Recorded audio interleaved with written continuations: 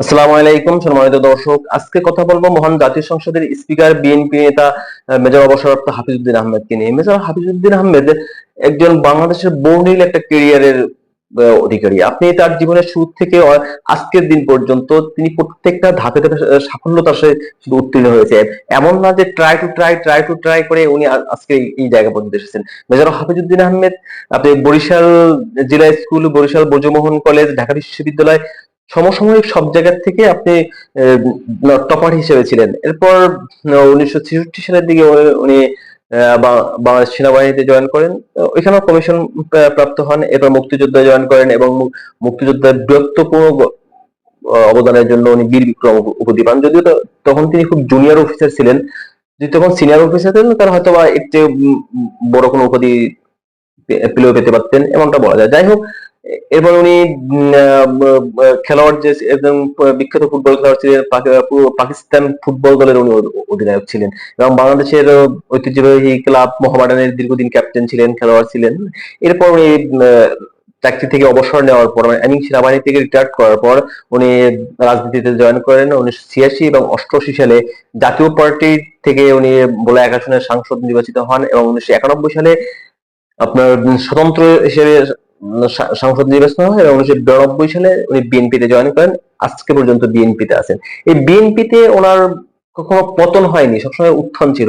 দেখুন, মেজর হাফিজউদ্দিন আহমেদকে নিয়ে অনেক সমালোচনাও আছে, কিন্তু সেই সমালোচনা তাকে আটকাতে পারেনি। হয়তো আপনার অনেক যৌক্তিক সমালোচনা আছে, অযৌক্তিক সমালোচনা আছে, বা রাজনৈতিক ভাবে সমালোচনার জন্য সমালোচনা আছে। কোনো কিছুই না, ওর জীবনটা কোনো জায়গায় মানে স্থির হয় না। উনি ডে বাই ডে উনি মার্জিনলি ইমপ্রুভ করেছেন। মেজর হাফিজউদ্দিন আহমেদ মোট 7 বার সাংসদ হয়েছেন।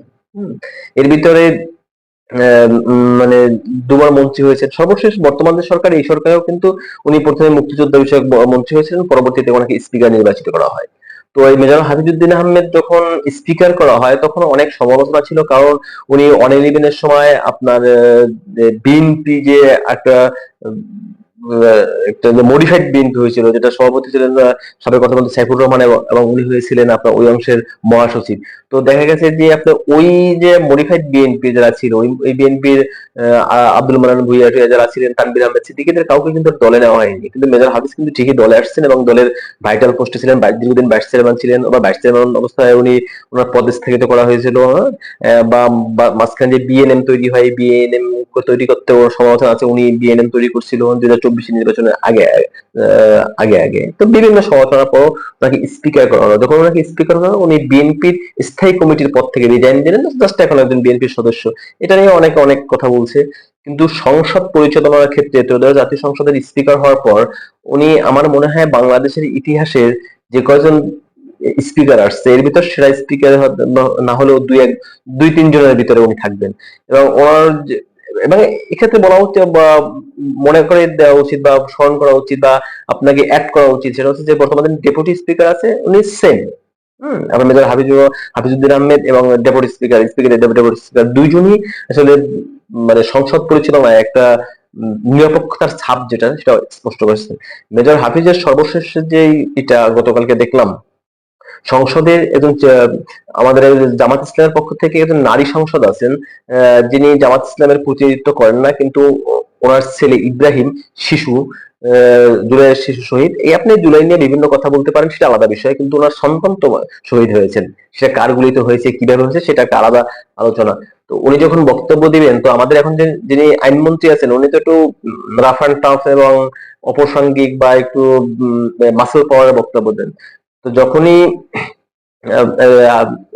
শহীদ ইব্রাহিমের মা সাংসদ বক্তব্য রাখলেন এবং আইনমন্ত্রীকে প্রশ্ন করলেন, এরপর যখন আইনমন্ত্রীর পালা আসলেন, তখন মেজর হাফিজউদ্দিন আহমেদ খুব পোলাইটলি আইনমন্ত্রীকে স্মরণ করিয়ে দিলেন বক্তব্য দেওয়ার আগে, যে এর আগে যিনি বক্তব্য রাখছেন তিনি একজন শহীদের মা।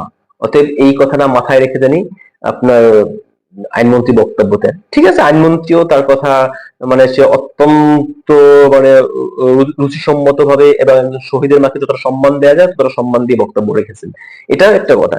এর বাহিরে আপনি দেখেন, হাসনাত আব্দুল্লাহকে কিন্তু বলেছেন এটা, হাসনাত আব্দুল্লাহকে কিন্তু উনি আমাদের মাননীয় স্পিকার একটা কথা বলছেন যে এটা শাহবাগ না।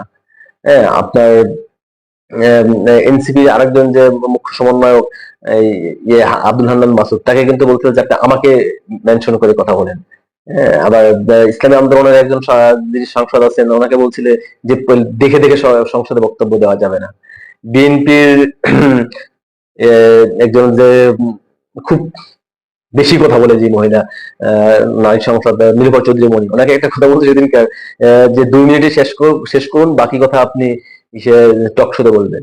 এর আগে সংসদের শুরুর দিকের একটা ঘটনা, যখন বিএনপির একজন সাংসদ বলছিলেন যে আমাদের পক্ষে তাকাই দেখেন অনেক মুক্তিযোদ্ধা যেটা অপর পক্ষে পাওয়া যাবে না, তখন মেজর হাফিজউদ্দিন আহমেদ স্মরণ করে দিলেন যে আমি যশোর অঞ্চলে যখন মুক্তিযোদ্ধা ছিলাম তখন ওইখানে গাজী নজরুল ইসলাম যিনি জামাতের সাংসদ, উনি আমার সাথে মুক্তিযুদ্ধ করেছেন। এই কথাটা কিন্তু উনি না বললেও পারতেন। বা এখানে আমি ব্যাপারটা এইরকম না যে জামাত থেকে মুক্তিযোদ্ধার দল, আমি এই হিসেবে কথা বলছি না। আমি বলছি যে সত্যটাকে ফুটে তোলা। এখানে দুইটা জিনিস, একটা হচ্ছে যে আমাদের যখন সর্বশেষ মানে স্পিকার ছিলেন আব্দুল হামিদ, সর্বশেষ রাষ্ট্রপতি ছিলেন, উনি কিন্তু অনেক ভালো কথা বলতেন, কিন্তু উনি বিরোধী দলের যে ভালোটা এটা বলতেন না, ওই সময় চুপ থাকতেন। কিন্তু মেজর হাফিজ কিন্তু সেটা করেননি। মেজর হাফিজ কিন্তু মানে এই কথাটা নিজ থেকে বলে।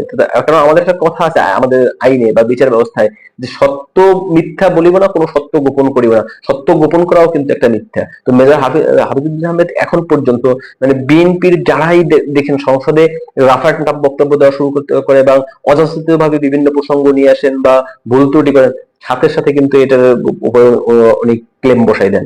তেমনি বিরোধী দলের করতে মানে উনি যে, আমি বলছি না যে উনি নিরপেক্ষ লোক, কিন্তু ওই চেয়ারটার জন্য আমাদের দেশে মানে এতদিন তো আমরা দেখে আসছি যে পুতুল বসে, কিন্তু এই প্রথম আমি দুজন একজন স্পিকার এবং ডেপুটি স্পিকার দেখলাম যারা তাদের তাদের জায়গা থেকে বা রাজনৈতিক সীমাবদ্ধতা থেকে বা দলীয় সংকীর্ণতার মাঝখান থেকেও সর্বোচ্চ লেভেলের নিরপেক্ষতার প্রমাণ দিয়েছে।